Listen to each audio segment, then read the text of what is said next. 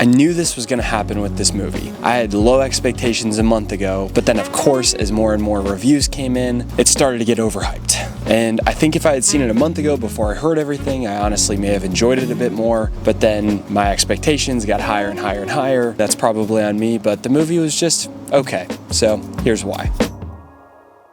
So this movie wasn't bad by any means. It was perfectly adequate, I guess. It was fun to go to the movies with my fiance. We had a good time.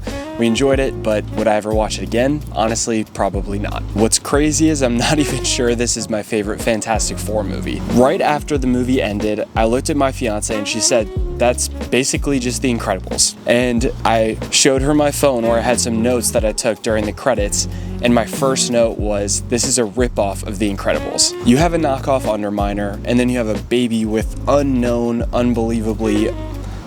Forgot about the Underminer. I know, that was my thought.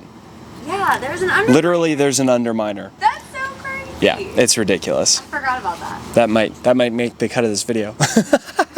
And then there's a baby with unknown, potentially unlimited powers. There's a stretchy person, there's a force field person. I know Fantastic Four came first, but it really did feel like The Incredibles, just sort of live action with a little bit of a shakeup. The next thing I didn't love was the first 30 minutes just felt like preamble to me. It was essentially a montage getting us caught up on the story.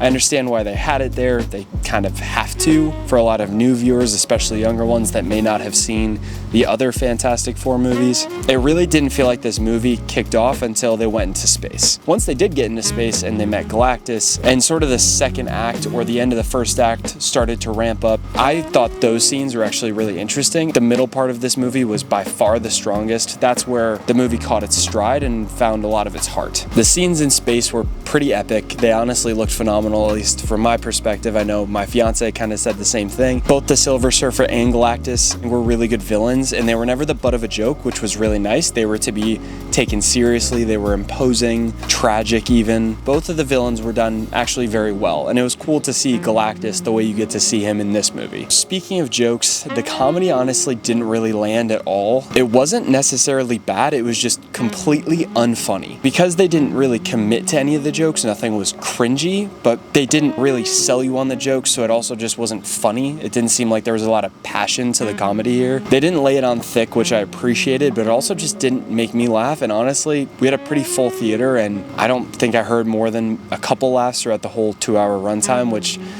isn't great. Another positive for me in the second act was humanity coming together. I think that was actually really powerful, especially in times like these where it feels we're so disconnected and we're so at odds with one another and people just can't seem to find a way to set aside their differences. That hit me emotionally. To me, that was one of the core moments of the movie, and I thought that they did that really well. So all in all, I think it's a completely passable Marvel movie. It was still worth the movie theater experience. I think my fiance and I had a lot of fun with it. It was great to just see like a popcorn munching flick at the theater that was pretty lighthearted. To the movie's credit, it did have some more emotional moments, some darker moments that I thought were handled pretty well. Is it good just as a movie?